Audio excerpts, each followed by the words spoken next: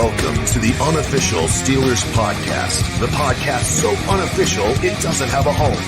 Here's your host, from In Hindsight, Nathan Heitz. From Steelers Nation Australia, Mark Davison. And from State of the Steelers, Daniel J.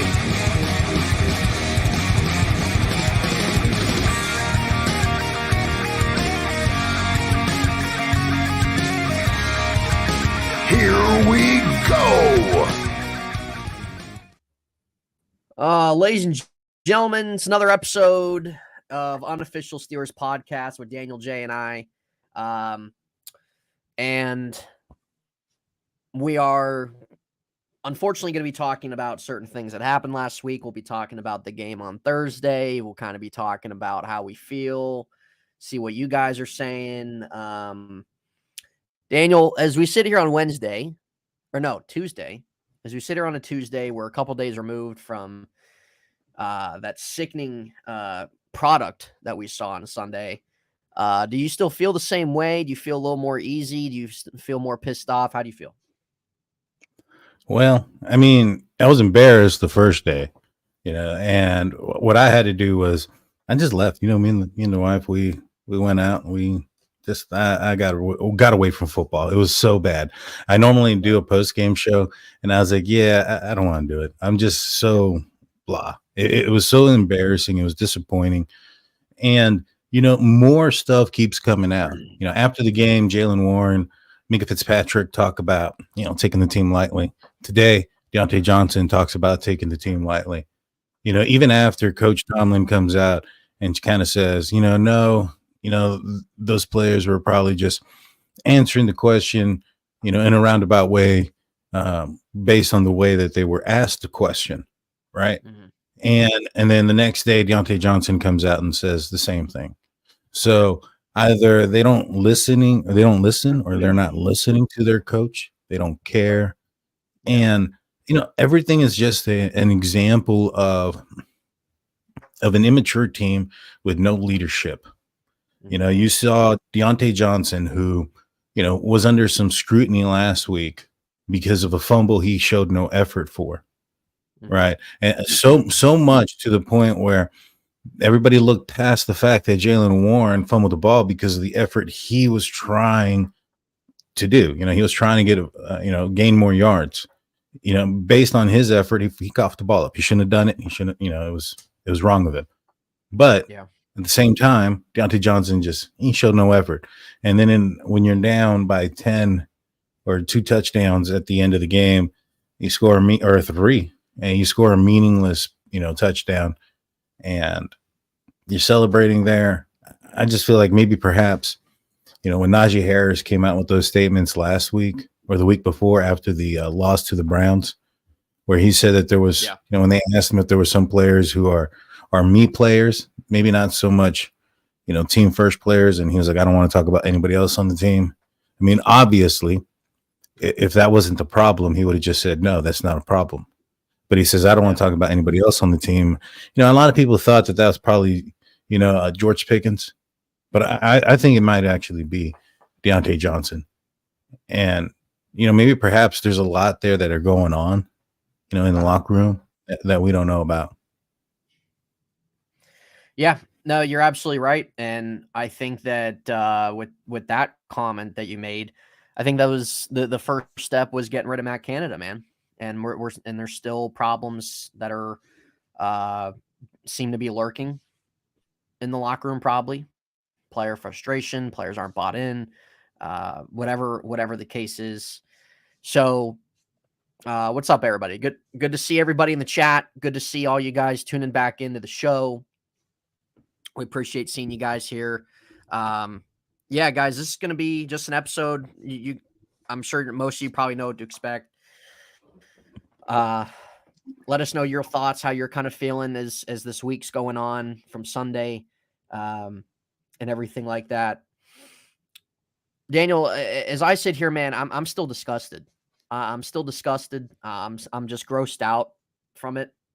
And over the years, the last probably few years or so, I've been somebody where when the Steelers lose, I don't let it really affect my day because there's nothing I can do about it.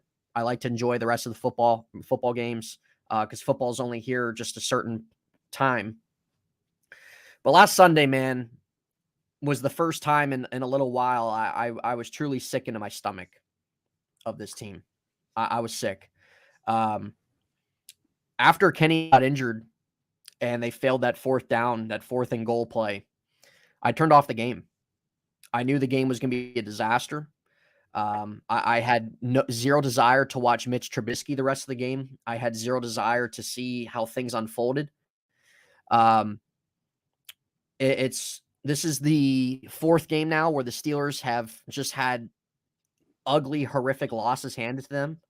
I know two of those were against playoff teams. The other one against a third string rookie in Cleveland, and now this two-win football team. And my thing is that we see this happen every year under Mike Tomlin. Every year, even with Big Ben. Every year, this team loses these games that are important games, and they lose these games to 2, 3, 4-win teams. And that's why everybody is so used to the quote-unquote Tomlin special. If it was something that happened once every few years, couple years, they just had a really poor performance against a poor team, you're not going to have that term. But there's a reason why every year you hear the term Tomlin special, because it's a reality. I'm not going to sit here and say what they should or shouldn't do in terms of the offseason. I'm not even going to talk about that. That's its own discussion after the season is over. But I don't know how people have any desire or excitement to see this team try to get in the playoffs. At this point, I really don't. I don't care if they can. Like, it's just, I'm so disgusted, dude. I'm so disgusted. I cannot just go on to this game on Thursday and act like nothing happened on Sunday and hope that they rewrite the ship. I just don't care. Nobody who wants to watch Mitch Trubisky for the next 3-4 weeks. Nobody wants to watch that. Nobody wants to watch them put up 10 points. Nobody wants to watch them make a fool of themselves. Nobody wants to watch that. It's a horrific, absolutely horrific product that they are putting on the field. There has not been one enjoyable game this season. Not one. And I've said I've appreciated them winning. I've appreciated them playing well in the fourth quarter the way they have in different games this year. But at this rate, it's disgusting. And you come off a game last week where, okay, first game without Matt Canada, you have 400 yards. You don't score many points, but still you kind of have some optimism. Now you have a young quarterback that gets injured, that's going to have a very, very, very tiny sample size without Matt Canada underneath him, has a lot of injury concerns already in his career. And now you have a team that talent gets wasted each and every week. And you have a wide open AFC now that any team can be beat. It is quarterback injury galore in the NFL right now. And now they're sitting at 7-5, and their chances of making the playoffs, to me, are worse than what it was before last week. So I'm just disgusted, dude. I'm disgusted. It was the most disgusted I've been in a Steelers team in quite a while, a performance in a while. We've seen some bad ones over the years, but I'm still just disgusted about it. I really am. And I'll always cheer for them to win. And I want to see them, of course, win. I want to see guys play well and the way they're supposed to play. But it's hard for me to have any care or desire the rest of the way. I'm sorry. I'm sorry. I don't see anything getting better the rest of the year, regardless how many games they win. So it's just how I feel about it. I said that on my impromptu live stream after the game. That's just how I feel. It's just how I feel. And I feel sorry for every fan that's going to go to that Patriots game on Thursday. And watch really him put up 40. Here's the thing, though. Did Kenny Pickett do better once Matt Canada was out the door? He looked like a different quarterback to me that Sunday, yes. Even this past week, do you think he was that bad? I mean, I think he was bad. I don't know if he was that bad. I don't really think, before he got injured, I didn't really think he was that bad. I thought he was doing okay. They had a couple drives after the first one that didn't go anywhere, and then they had a good drive going before he got injured. So it was kind of a mixed bag, I felt, on Sunday, but that's the thing, dude. Like, well, I mean, if it's a one read situation and that read is good, then Kenny's all right. But if it's a two read type of deal where the first one's not there and he needs to go to a different concept, that's where he struggles. And it happened a couple of times. I just broke down the film on it. He didn't do good. I mean, 7 for 10. I think he had like 100 yards or something like that. But only 3 points. And well, anyways, I think he's done better since Canada's out there. It's been gone. Do you think that maybe Mitch Trubisky could play better now that he's not also under Matt Canada? It's possible. It's possible that they'll let him do a little bit more than what Matt Canada would do. So, but I don't think you want to let Mitch too risky do more. No, like you don't want him to just like we've seen that mm-hmm. he can be reckless. He can throw balls where they shouldn't be, stuff like that. But I think I think in terms of them like giving him opportunities to get some shots down the field, and I don't see why they wouldn't have a similar game plan than what they had the last couple of weeks with Kenny necessarily. So, and to be honest with you, I don't really think it's that big of a drop off. I really don't. I think it might be probably have some more turnovers. That's it. I think you might actually get a step up.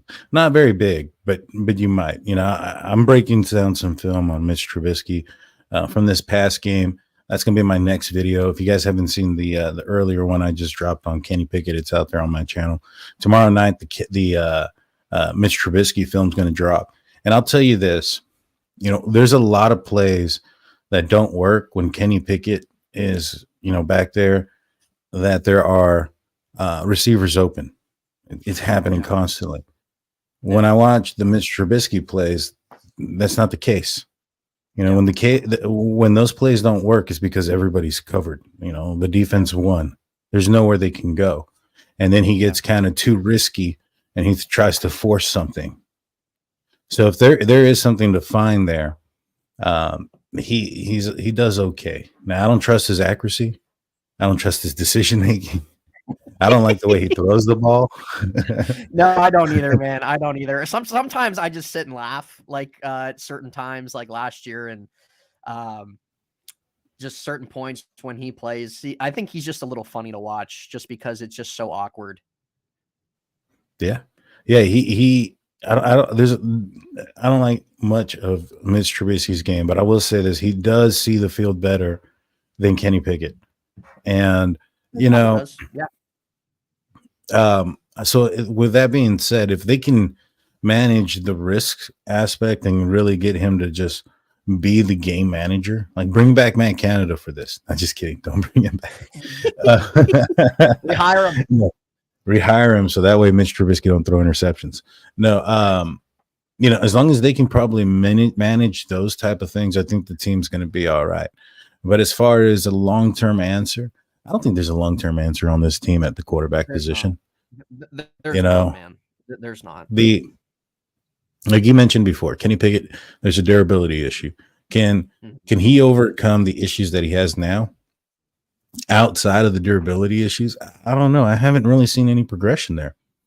When it came to the Bengals game versus the Browns game, what was different? What I saw that was different was that the Steelers were they were doing the same plays, but instead of throwing it to the same player over and over again, they targeted the player they had least targeted. I think I said too many EDs on that one. Who had least targeted or was least targeted the most. And so, like, for instance, they even did it in this game. The first play, the play action pass that ended up going to George Pickens pretty deep. They've done that play multiple times. And early on, I want to say the first probably like 4 games, it was going to the running back in the flat, like just right there. Yeah. And then the last, 5 or 6 games or so, it's been going to the second guy at the second level. This time they went to the third guy who's always been open. He's always been open. George Pickens has always been open on this play. It's not like he hasn't been open before, but he's gotten more and more open every game because they've been so predictable. And now that they got Matt Canada out there, They started doing some things that were against their tendencies, and it showcased with a W and some more yards. But what it didn't do is it didn't result in more points. You know, you can trick some people here and there by doing things you've never done before. You know what I'm saying? But when you get into the red zone, that's when it matters. Yeah. You know what I mean? And that's when you have to use your bread and butter plays. And that's why they haven't been able to get home. They don't have those. They're not that good of an offense. You know, and it starts with the quarterback position. Kenny Pickett, in my opinion, struggles to read the field. You know, last week there was a play, or you know what, Kurt Warner, he had broken down Kenny Pickett's progressions. And he said that Kenny Pickett has fast progressions. He likes how quick he goes from one receiver to the other. And I was like, geez, man, somebody's only watching the highlights, because that's not true. And no, it's definitely not.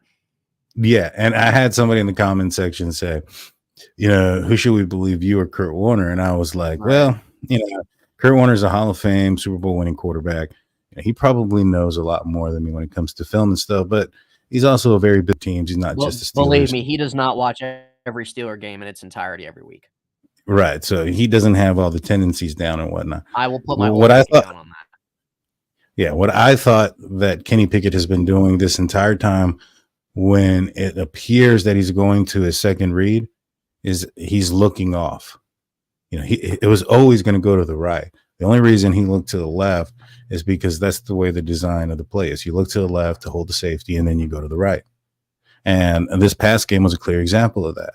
He went to the left to look at George Pickens, and dude was open by a mile and completely turned and looked back and hit Pat Fireman. It was a completion, ended up going for first down. So it worked. But if he was going through his progressions, he would have hit Pickens and he would have gained another 5-6 yards.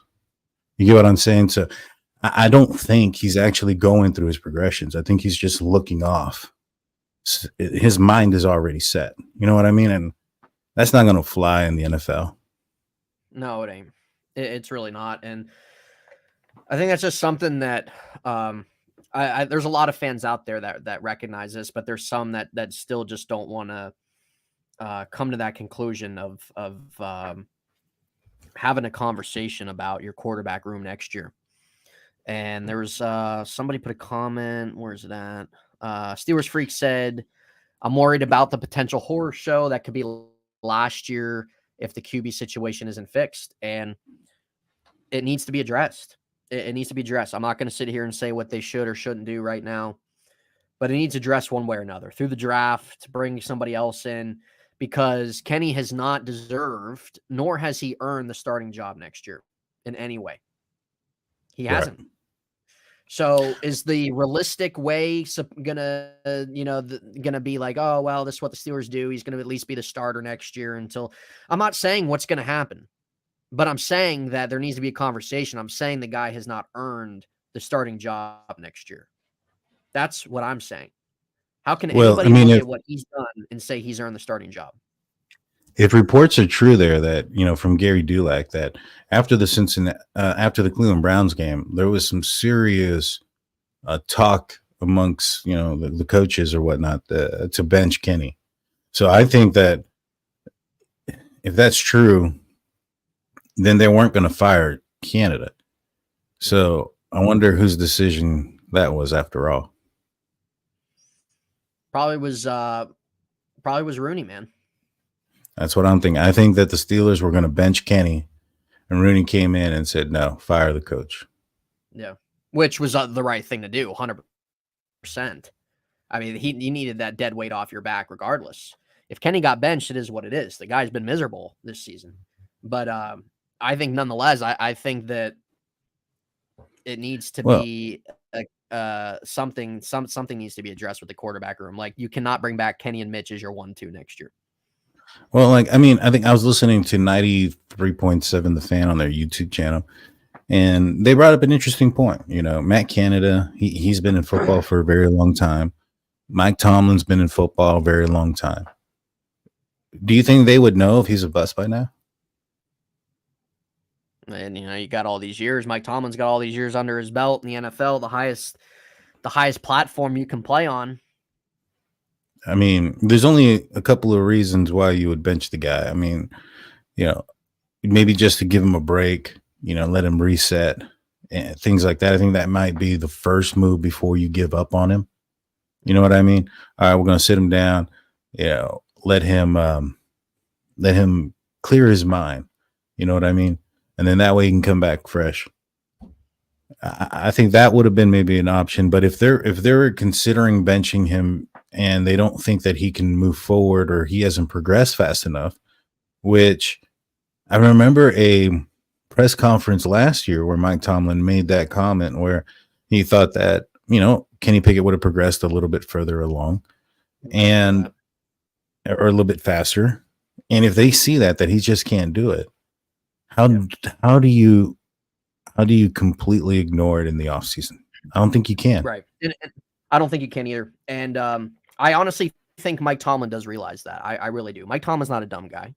He's not. You can have your opinion about him and everything, but he's not a dumb guy. And I think he realizes that. I've never seen him come out and promote Kenny in the sense of, I don't ever recall him, other than saying being measured by your wins or talking about his fourth quarter performances.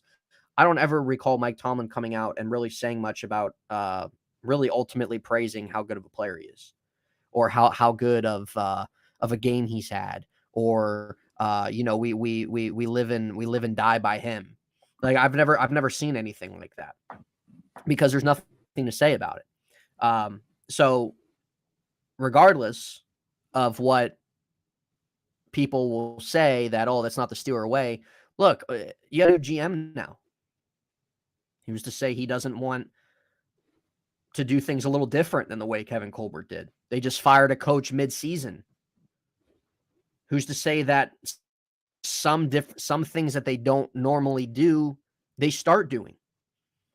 So that's going to be a conversation because you can always have the rest of the year. You can talk about what needs to happen at quarterback, but we ain't going to know until this offseason comes. And once there's things that come out that the Steelers are interested in adding another quarterback room or blah, blah, blah.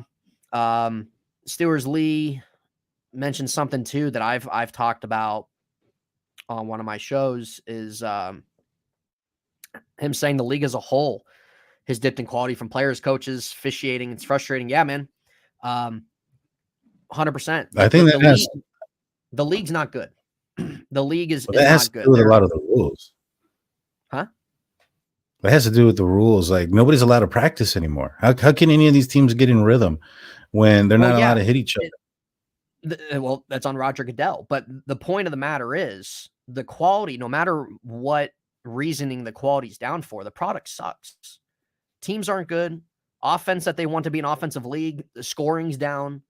There aren't really many good quarterbacks in the NFL. It's bad quarterback play. The league, I think the last 3 years, the league has honestly been very, very underwhelming. I think Dak Prescott's been the best quarterback in the NFL this year. What's that tell you? Yeah, I mean, maybe, I think that perhaps those guys are a little bit better at flag football and translating that onto the football field. I don't know, because, when the Steelers go and have a practice where they put the pads on in the middle of the week, they end up coming back playing pretty good, very well. They usually win. In fact, a lot of people indicate or say that, hey, after a Tomlin loss, he always comes back. If it's a big loss, right, or an embarrassing loss, they always come back, right? Now, this week, the Steelers aren't going to be able to do anything about it because it's a Thursday game. It'd be stupid for them to go in pads, especially with the amount of, injuries that they have right now. But, why is it that after those, bad performance games, is it because they're like, oh, let's wake up or this or that? No, I don't think that's it. I think it's, all right, we're going to practice in pads, and they get a little bit more rhythm and a little bit more chemistry down for that next game. Yeah. But since they're not allowed to hit each other, I think that, the timing is off on everything, and it's going to make it difficult. I think that has more to do with the rules than it has to do with how bad these players are. I mean, when you look at, development of football players right now in America from when they're little kids, you have more football camps, you have more flag football stuff that's going to create or further expand the development of players at a younger age. So, if you're having these players who are going through a lot more of training, so to speak, at a younger age and better training being taught properly, why isn't that translating here? It's probably because there's no chemistry there. Guarantee you go put them on 7-on-7, it look a lot different. Well, yeah, no, you make some good points, and that could all be true. I haven't really found myself in the level of investment in the NFL for a few years the way that it used to be. And it's a younger league now than also what it used to be. Like maybe as some time goes on and guys start progressing more, stuff like that, you might. But I don't really see the star power the way the NFL used to be. I don't. Quarterbacks, running backs, even defensive guys in the league nowadays. Like I just don't see it. Don't see it there. So it can't even speak. God. Well, we're saying about the Steelers. Oh my God. Well, we've been saying about the Steelers, many teams are saying about their own teams. And I said that last week. It's not just the Steelers that stink. It's not just the Steelers that play bad, that waste talent, that don't have their quarterback situation right. But that's who we talk about. Well, I mean, put it this way. If the Steelers would have won, they'd be one game out of first place in the AFC. Yes, they would. And that's even what's more frustrating is that the AFC is wide open this year. Quarterback injuries, teams are not as good as people thought. And you find yourself at 7-5, and your schedule is probably the best it's going to be this year. And I still think it's a big possibility they don't even get in. Mm-hmm. And then come next year, they have a more difficult schedule. Guys are going to get healthier, or you could have a quarterback uncertainty. So they have a lot to do in the offseason, just like a lot of other teams do, but they got to be able to figure it out because you got talent there and you don't want it to put a waste. And you find yourself in, that likes to compete every year, right? So you got to put your foot down. But really with that game, there's really not too much to even say about it anymore. It was a disaster all around. I think it's just really concerning that we see every year the Steelers lose to these teams, and we see guys talk about that taking guys lightly, taking teams lightly. I just find that concerning. I don't know what's going to happen with Mike Tomlin. Can always have a conversation about it, but until, I don't know, I feel like once if he doesn't get a contract extension this offseason, it's going to be really telling. And I feel like that could be it, Daniel. I really do. I think it should be, man. I think it should be after this year. I think, I get it. And I think it was Rich Eisen who said it earlier today that if Tomlin were to quit today, that there'd be 10 teams just, calling. Yeah, but everybody's been saying that the last 10 years. Yeah. And the thing is too, like, okay, let him go. Let him go. How is he going to find a good offensive coordinator, even if he's somewhere else?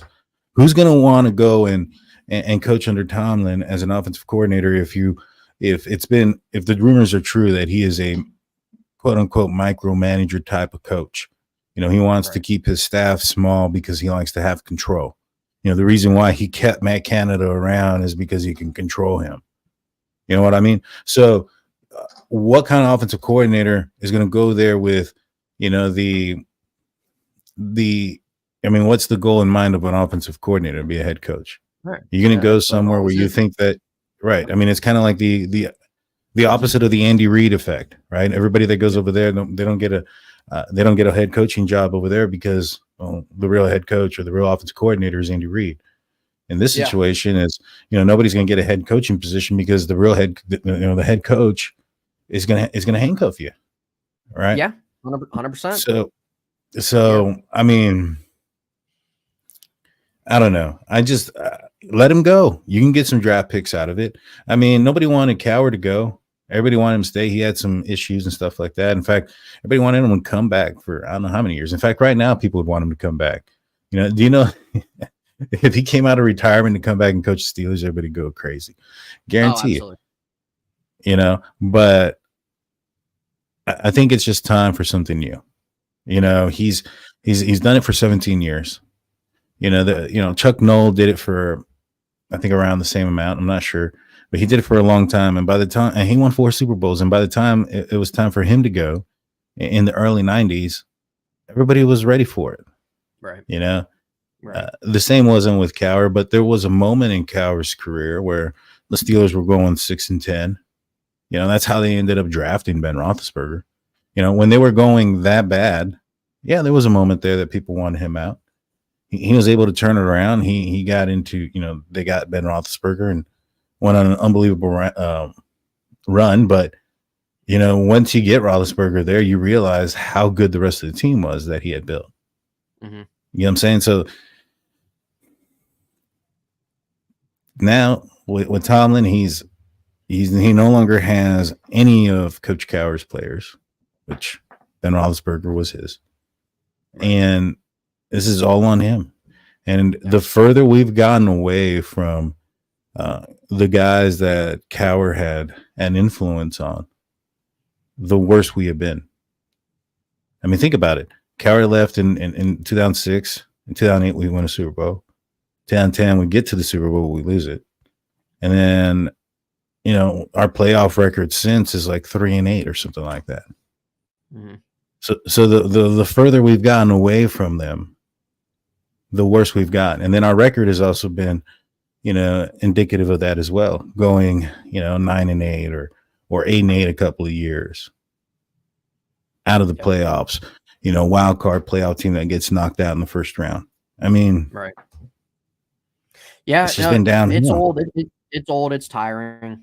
It is. And you can say that Tomlin's done a lot of good things. I appreciate what he's done, but like, next year, you're going to be going on 18 years, man. Really, like, how long can you keep getting guys to buy into you? It's the same, like Bill Belichick. I don't think he's going to return. I think they're going to move on from him. I think that you look, it's the same. I view it as the same situation with Andy Reid in Philadelphia, man. They weren't putting together good teams. Andy Reid spent a lot of time there, got him to a Super Bowl, had Donovan McNabb, had Michael Vick for a little bit, who played really well there. But there were some bad teams that came out, and he spent double-digit years there, and it was time to go. That could be a situation. Trust the organization's decisions. It's nothing we can do. Just hopefully with a little bit of a new front office, we'll kind of just see continual change in different aspects. But it's frustrating, man. It is. It's frustrating when you have a team that has talent. You have a team that is supposed to be better than last year, and it's really ultimately not. It's frustrating when this year you can take advantage of a injured, watered down AFC, and you're not doing that. You're losing again to 3-win teams.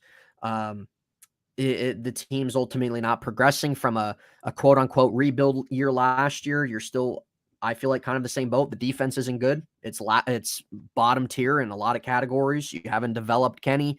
He hasn't grown any. But you still have talent there, but it's not being used right. Coaching's poor.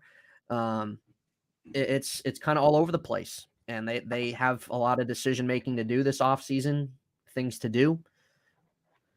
But with that being said, it'll be telling to see. It'll be telling to see if they give him an extension. If not, if he rolls in with 1 year left, then so be it. Be interesting to see. It'll be telling what direction they go with play caller. But with that game Sunday, like I said, there's really not too much to tackle. We all know what happened, whether we watched the whole game or not. I'm glad I didn't. But it was the most disgusting Steeler game I've watched in a while, and there's been some.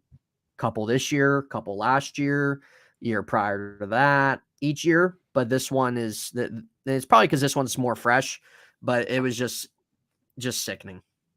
Absolutely sickening. Mm-hmm. And there's really no reason. So when we look at Thursday's game, this is arguably the worst Thursday night football game this season. Bailey Zappi versus Mitch Trubisky, just absolutely miserable. Steelers are going to wear their color rush jerseys. They painted their end zones gold. Good for you. Maybe players will see the end zone now since it's painted. Not really quite sure. We'll see if the quarterback sees that. Tomlin, I really don't know. But they're painting it gold probably just for nobody to even touch it at the end of the day. So that's why they're doing it. They're doing it for this game. Yep. So they got a game here of where they're at 7-5. You win, you go to 8-5. You're still number one wild card. You lose, obviously. It's just going to be another disaster of a week for fans. But this is a game the Steelers, and we said this last Sunday, this is a game that they should win 100%, probably because they are a more superior team. But it still concerns me, man. This game Thursday still concerns me. After the showing Sunday, Bill Belichick still has Mike Tomlin's number throughout his entire career. I know this is a really, really bad Patriots team, but this Steelers team isn't really that good. And now you have to go in with Mitch Trubisky as well as your quarterback. This team's already struggled to put up points all year long. It's hard to really kind of see that ultimately changing this game. I see this being an ugly, low-scoring game that the Steelers might just squeak by. But I just don't have a lot of faith in this team right now, man. I don't. It's at the point where this should have been the stretch schedule of where you really won some of these games and got yourself in good footing and stuff like that. And it's I don't know. I think a lot of confidence is lost in them being able to do that the rest of the way. I'll be honest, I almost want to see Tomlin go, see who they bring in. If we lose horribly, how the fan base would act after 1 year. Yeah. And then that's just going to be how it is too. The thing is, I think there's a lot of problems with this team. You know, I mean, it's more than just a quarterback. The middle linebacker position is depleted. The center position is horrible. Yeah. Yep. And you know, you got a problem with at least one of your tackles. I think Broderick Jones will be a good tackle in the end. He's kind of shown some rookie issues, you know, in the last couple of games, but he's going to have those. Every rookie does. You know, I don't think that this team, even if they were to go out and get another quarterback or they fire the coach, that's not going to turn this around. This is probably a couple of year thing. I mean, we talked about Deontay Johnson earlier. He's the guy with the most experience and the longest tenure with the Pittsburgh Steelers in that wide receiver room. You don't think the younger guys are seeing how he's acting? Right. You know, and this goes back to last year. I mean, last year he was punching Mitch Trubisky in the face at halftime of a game where he stepped out of bounds on a pass that he could have caught in the end zone, on a game where the ball bounced off of his hands and ended up in the hands of another, you know, a defender, right? You know, he's been the guy that's been probably one of the most least dependable dudes when it comes to the most weightiest moments of the game, and yet he's punching the quarterback's face. You know, he's going nuts. This year he's, you know, got in a fight with Minka. He's, you know, giving up on plays, celebrating when there's no need to celebrate, you know, kind of been a me guy kind of guy. That's your role model for the rest of the guys that are supposed to be bringing up. You need to take that stuff out of there, just like you did with Claypool, right? Yeah, I agree. You know, I get it. I get that he's a great route runner, but this year, you know, would you take a second for him? Yeah, I think so. I would too. I think so. He's got what, one more year on his contract? Yeah, he's got 1 more year. It's not an expensive contract. Do you really contract. think that they're going to extend him after this stint? I would hope not. Probably not. No, I don't think there's an answer currently. The market looks like. Right, exactly. And I don't think there's an answer currently for his position. And I think George Pickens can be an elite receiver, but he's not the same as what Deontay Johnson does. You're going to need more of an elite route running receiver, maybe even somebody, you know, if Calvin Austin, for instance, if he can get his route running down a little bit better, and if he can, you know, be a little bit more dependable with his hands too, then maybe perhaps, I don't know. I don't like his height. He's really small for me, but he could be a guy that could be somebody there. But I think that they're going to have to go get somebody else, you know, outside of this organization, whether it's in the draft or somewhere else. But I would take a second for Deontay.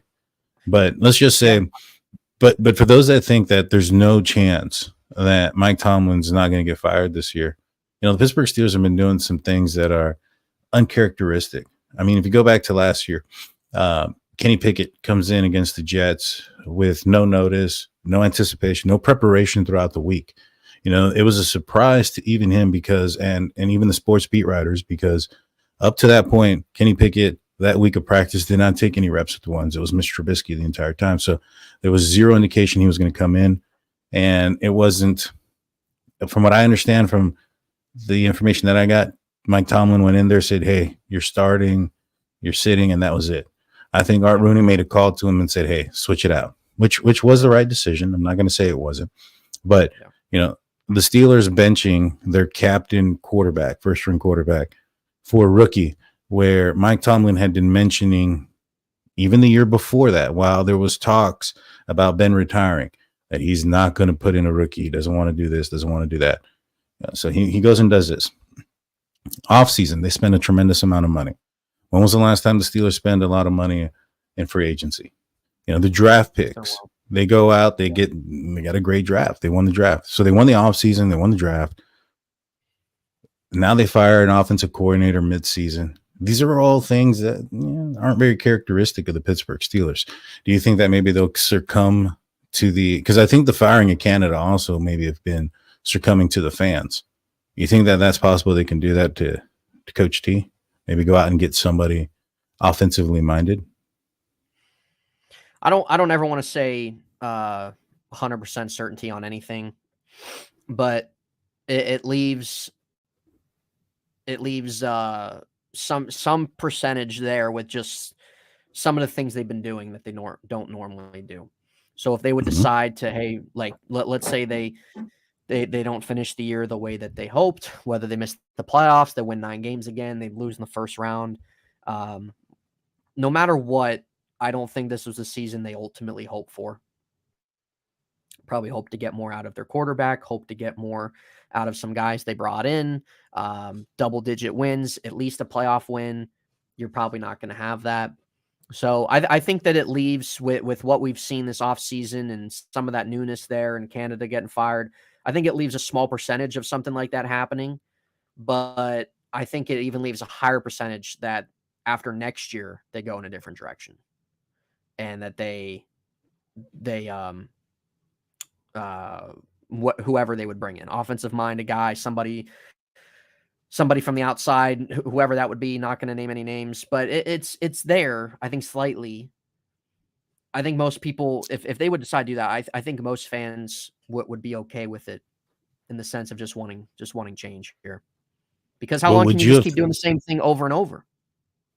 Right. But would you have thought going into this year that the Pittsburgh Steelers would have fired an offensive coordinator 11 weeks into the season, not on a bye week, on a week where there's no practice until Wednesday, and you have a divisional opponent coming up? That sounds like somebody panicked. Yeah. Right. You get what I'm saying? Yeah. Yeah. I don't think anybody expected Canada to get fired. Not at that point. I think everybody wanted it, but I don't think anybody expected it.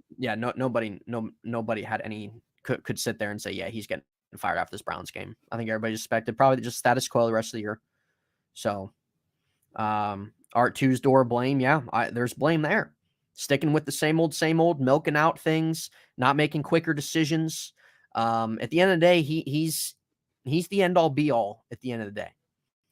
And even as much as control or much things he lets Mike Tomlin do, the one that's allowed certain things to happen, certain decisions to be made, certain players to be brought in, and coaches getting hired. He's the ultimate end all be all. You can have as much you can give as much responsibility as you want to Omar Khan and Mike Tomlin, but you're the big daddy at the end of the day, right? So there's definitely blame on his plate, keeping things a status quo for years. Not going outside comfort zone as an owner. That's what we've seen, especially toward Big Ben's end of his career, that there was nothing to add to their offense, add to their offensive line. You just keep promoting from within. You don't make any personnel changes that are drastic, and you find yourself in a place of just being an ultimate 500 team. And that's just how it is. When you look at next season, we'll see what they decide to do. I think a lot of people have faith in Omar Khan to do some different things than what Kevin Colbert did toward the end of his time. But kind of like what Daniel said, it definitely could be a process of, in terms of them getting to where they want to be, it could be a couple year process. Does that mean that they're going to stink the bed? No, but it could just kind of be okay. It's still going to be another couple years where you're still going to be in this predicament of 9-10 wins, depending whatever they do. But hopefully that they can get to where they want to get to sooner than later. They just got to play their cards right. Do you know how you can expedite that process though?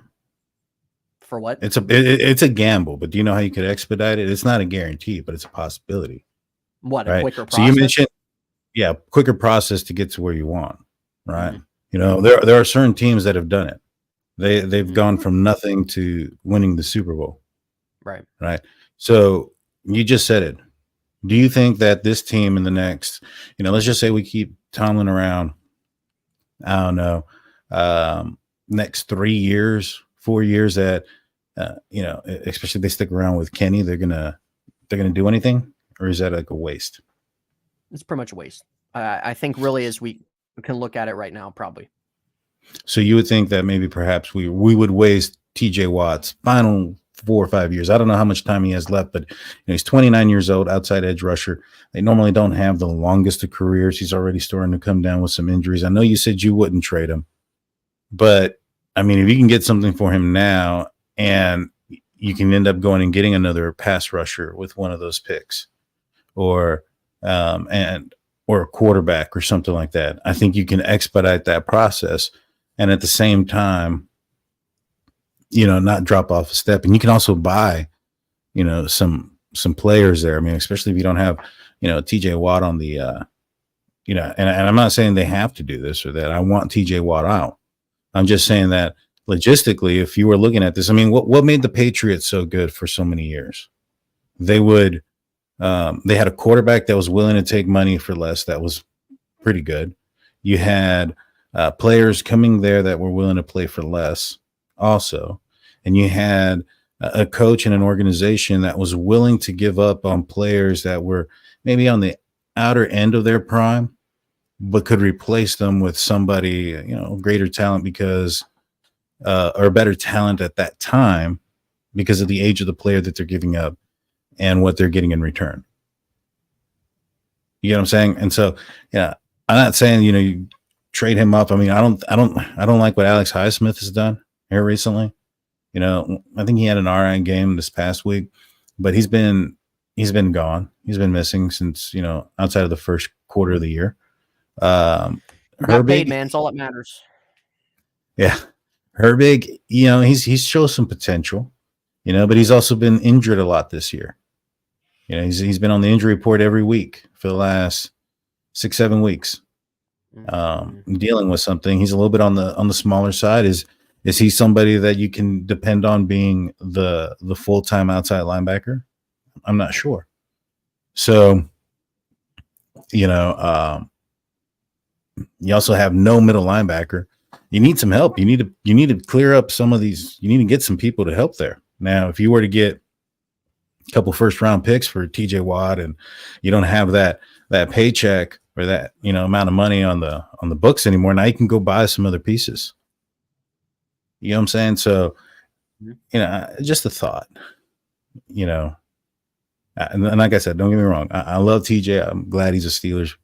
He's a Steeler player and the whole 9 yards. But at the end of the day, I'm a Steelers fan, not a fan of the individual players. Right. Right. Hypothetically, yeah, it's something that could sound enticing. Hypothetically, on that, I think that they've honestly, man, the amount of money that they've put into this defense, and for how poor and underwhelming they are, there's got to be some changes there. There's got to be changes on defense. I think Terrell Austin sucks. Never liked them promoting him. He's never warranted anything as showing that he's a good defensive coordinator in the NFL. He can coach DBs, fantastic. Go to Syracuse. Get the heck out of here. You didn't even want to play Joey Porter when he was your best corner. Give me a break. Get the freak out of here. So I think that they've spent their money poorly, let's be honest. They hope guys would come in, step up, help his defense out. But the fact that your defense is piss poor with all this money you have tied into it, Alex Highsmith has been underwhelming this year. Cameron Hayward's been injured. Patrick Peterson's been more bad than not. I mean, who else? You pat guys in your inside linebacker group, and all of them are injured. Who else am I missing? You give Larry Ogunjobi a new contract. I mean, ultimately, what's he brought to the table? He's been on the injury report every week too. Yeah. I haven't been impressed with him. He's been banged up. He doesn't make too much of an impact for me. There's got to be some money cleared up, 100%. There's got to be some decisions made in the offseason to clean up your defense more. But like in today's NFL, I don't really think in today's NFL you need this great top tier defense, man. It's always good to have a good defense, but to win games, to be a Super Bowl team, I don't think you need an elite defense. I really don't. Not anymore. I mean, maybe. I mean, it's always good to have a good defense. I mean, don't get me wrong. Yeah, but like I'm talking about like top tier the way it used to be. Like you don't need that anymore. When we look at the last recent Super Bowl champions, you look at the Kansas City Chiefs, for example. When they won those Super Bowls, their defense wasn't in the top 5. They didn't have all this money plugged into their defense. When the let's look at we can look at other ones. Like the Rams, when the Rams won their Super Bowl, I mean, they pretty much just sold their souls just for one season. So I'm not really even going to count that because all those players are gone after that. So I'm not even going to count that. They're in a bad situation where they had draft picks. You look at the Cincinnati Bengals, like they made the Super Bowl, but their offense was pretty top tier. They didn't have a top 5 defense. Yeah, but their defense kind of helped. It did. Their defense helped. They didn't have all these millions of dollars wrapped up into it. They invested in the offense. They put all their money in the offense. The Philadelphia Eagles don't have a very good defense this year statistically. But everybody stole all their players. Yeah, but still, they're 10-2. No, I get it. So, I understand what you're saying. Kind of my thing. Yeah, their strength, but their defense Steeler freak. Honestly, it's not. That's what I'm talking about. That's what I'm talking about. The Steelers have millions of dollars in their defense. The Kansas City Chiefs don't. That's the difference, man. Other than Chris Jones, who they just gave $15 million for 1 year, they don't have all these millions of dollars in their defense. And their defense is playing really well. The Steelers' defense sucks. That's the point I'm making, is that nowadays in the NFL, you don't need to put all this money in your defense. You don't need to be a Baltimore Ravens, 2008 Pittsburgh Steelers anymore. You know, you don't need to be that. You want a good defense, guys that can help offset your offense, but you don't need to be investing all this money the way the Steelers do just for them to be like crap. What recipe is that? That's all I'm saying. You're right. But that's all I'm saying. And it's not the main thing. No, I get what you're saying. But you kind of blame it on Terrell Austin. You know, I think it goes higher than that. You know, just like if the Steelers had an offensive coordinator or an offensive minded coach, you know, do you honestly think, you know, if he was really good at his job, do you think that he would be, giving up the play calling duties or design to somebody else beneath him? Right. Probably not. So if Coach Tomlin sees himself in the same manner on the defensive side, and it's been, talked about a few times that he runs the defense. I mean, I think it was his decision not to play Porter or Keanu Benton or any of those guys, just like it was his decision not to play Broderick Jones. Yeah. Or, you know what I mean? So I just think that it goes back to the head coach. Yeah. It just it truly does. Agree on that 100%. And somebody who's supposed to be a defensive model. I mean, what are we seeing? Yeah. And what I think is too, is that, I mean, look at it. Last year, they were the highest by a margin, most expensive defense. They also had the most number ones or first rounders on their team on the defensive side at one point. And when TJ Watt goes down, the defense turns into a pumpkin. Right. One player shouldn't have that big of a difference on your team. Not at all. You know what I mean? So what that tells me is if you have that type of talent and there's that much of a drop off with one player, And then, I think the problem might be, the coaching also. So I don't know. I just feel that this team is it's frustrating. And I know it might be knee jerkish or overreactory, I don't think it is, but though, man. I don't. I've It's been seen all it too year. much. Yeah. It's been all year, man. It's one of those things of where early in this season, okay, we're having some bumps and bruises or struggles there. It's the fact that you've played 12 games and it's still there. Discipline, mistakes, coaching issues, right? Player issues, lack of development. That's an issue. I don't think that's knee-jerk reaction at all. We're going into week 14 and we're still talking about this. Really? That's a problem. Yeah. That's a problem. And I'm not going to sit here and say that the Steelers are going to stink next year or anything like that. I mean, they never really stink, right? It's usually they're just mediocre or they're good. It's kind of one or the other from what we've seen over the last 15 years. But they're in a spot they have to clear out some space. I think we're going to see that on offense a little bit. Defense, you got to clear out some space, and you're going to have some decision making. And this offseason, I think, is thought last year's offseason was a big one, and it was. But this year, it's going to be just as important as it was last year. And there's going to be a lot of decisions. You look at coordinator, what's going to happen with the coach? Are you going to get an extension or not? Quarterback situation, clearing out space. What's Omar Khan going to do? So there's a lot of different things like that. So do you think that off here about 5 minutes? But yeah, go ahead. You think that this is Cam's last year, Cam Hayward? I don't know. I don't think so. I could see one more. I could. I think that he's got a tad bit left there, but he's got a big paycheck coming to him next year. That's the thing you have to also consider is he's due to make a lot of money next year. Based on his age, talent, what he still has left on the tank, are you going to pay him that type of money? I mean, I think he's one of the highest paid defensive players next year, if not the highest paid. I haven't looked at his money hit, but if he wants to play, I mean, they always could spread that out, give him a contract extension. Doesn't mean he has to play that, Ron, what's up, man? Yeah, we're gonna wrap up here, brother. Pretty much really what I was saying. There were some similar things said to when you tuned into my show after the Steeler game. I heard your frustration as well during the show, man. But we were just talking about just really the issues with the team and just problems going on and going into next year and coaching, different stuff like that, problems at quarterback. But Daniel and I, we're going to transition real quick before I get off because I have to work. Going to this Thursday night game. Daniel, real quick, I want your expectations for Thursday. I want your excitement level for Thursday, and then you can give me what you think is going to happen. I'm iffy on this game. I think that it's going to go one or two ways. It's either going to be very boring and very close, or maybe perhaps the Steelers are going to surprise some people. Just solely because I think if you give, I don't know, New England Patriots defense is pretty good. I think you're going to get a game that is probably not going over 20 points. It might be boring to a certain extent unless you love defensive football. Whoever scores the first touchdown, I think ends up winning this game. I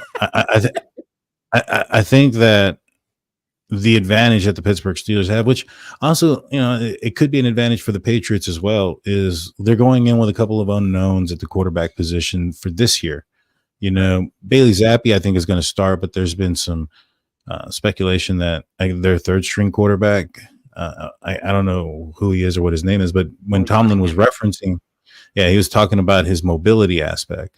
So those things that, your defense isn't prepared for, those can kind of always surprise you. But, I'm expecting a hard-nosed, hard game. I think the Steelers win. I think they're embarrassed. I think they come back. They win. I think they win 12-6.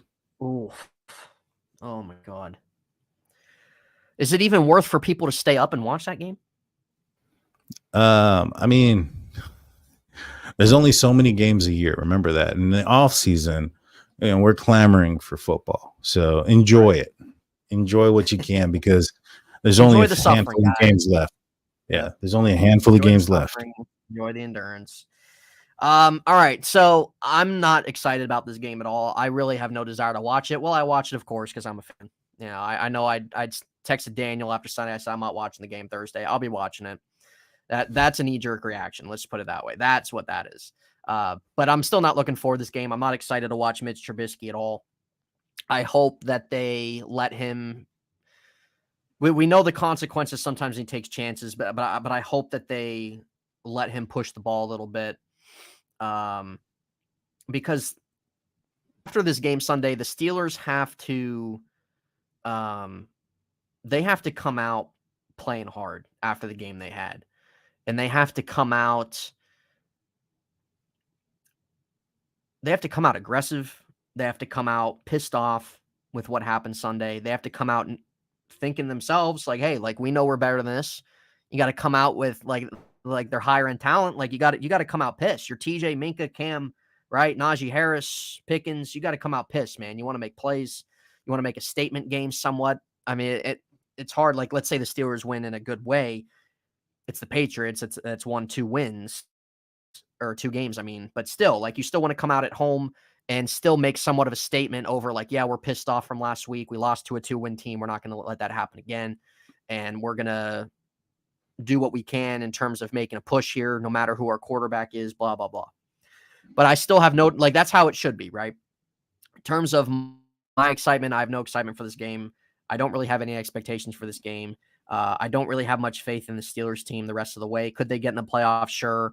I really don't care if they do or not. Will I cheer for them to win? Absolutely. Do I want to see guys play well? I want to see Pickens have good games. Yes. Harris, Warren, all those guys, 100%. Minka, Watt. Yes, yes, yes. But it's hard to have excitement. It's hard to be motivated, especially this team not taking advantage of an open AFC, especially having Mitch at quarterback. And just really that sickening performance Sunday when that Sunday game against the Bengals should have been the turning of a corner ultimately. But I'm going to say they lose this game though. I'm going to say they lose. I'm going to say that I think things are shot. I don't have faith in the offense to be able to put up many points. And kind of like what Daniel said, the first team to score a touchdown, you're up a 7-0 advantage. That really could be the dagger already. My heart says the Steelers win. My head's picking the Patriots. I'm going to stick with the Patriots because Bill Belichick has had Mike Tomlin's number over the years. I feel like the Steelers team shot, man. I really do. And even if they beat the Patriots, regardless of how small or big it is, I still don't really have much faith in them. Going to Indianapolis, coming home against the Bengals, who just put up 34 points, and having to go to Seattle and Baltimore on the road, not with Mitch at quarterback and not where this demeanor of this team is, and really just a handful of the injuries. I just don't. I think that this team's just in probably the worst place it could be right now. And I could be wrong. I could be wrong. They could win and play well, and guys get a little healthier, and they win more games than not the rest of the way. I could be wrong. And sure, I hope I am, but it's hard to have confidence. It's hard to have faith in this team with the injuries, with Mitch at quarterback, with poor coaching and lack of confidence, lack of production. It's just hard. It's just hard when that Bengals game on Sunday should have been a turning page for this season. So I'm going to say the Patriots win 13-10 in just a horrific Thursday night game. Got you. One thing I will say, one last thing is if you want something to be excited about, be excited that Mason Rudolph is one play away of being the quarterback. And if football justice truly does exist, there's no much more. I could see that happening. There couldn't be any Honestly, other football justice than that. Yeah, I really could, man. Like I'm not like if Mitch gets hurt or like if it's just like again, like it's just an eggshell. I could see it happening. I could, and I think anybody would rather see that than Mitch Trubisky. I mean, Mason Rudolph isn't too much to say himself either, like the rest of the quarterback room. But I mean, hey, I think Mitch is one of the most boring quarterbacks I've ever watched for all these years I've watched football for. One of the most boring quarterbacks. Yeah, so, I agree. Tomlin didn't sound confident. The only reason he's playing is because he has the most time. And Mason has been with the scouting report. That's from his mouth. So There's a good chance. There's a good chance he craps the bed. We might see Mason. There is. Your wife's going to be watching every minute of that, seeing if that happens. So, yep, we'll see. But really, 100%, they have to establish their quarterback room next year. And there's a couple different avenues you can do that. You cannot go in with the same 3 quarterbacks next season. You can't. You have addressing to do, coaching, play calling, creating space on your roster, cleaning up some of your defense, quarterback room. You have things to do. Hopefully they do it right. The offseason will be a lot of talk, but the rest of these last 4 games or 5 games of the year, we'll see how it goes, man. We'll see how it goes, and all we can do is just kind of evaluate it, be fans as we are, and go with it. So shout out to each and every one of you guys who tune in each week. Always good seeing you guys. Steeler Lee, Daredevil, Ron, Afton, Claude. The list goes on, guys. You know who you are, Steelers Freak. Appreciate all your thoughts, Daredevil, all your thoughts, all you guys who put your thoughts in the comments, who talk about the Steelers with us, who tune in, who get entertainment out of the show. We'll be back next week on Daniel's show. We'll talk about the game. We'll talk about the upcoming game against the Colts. We'll see how things go, guys. So best of luck on Thursday. Hopefully you guys are going in with no expectations, and I hope that you guys can sleep well at the end of the night, regardless of how that game goes. So we will see you next weekend, guys. Thank you all for tuning in and your support each week.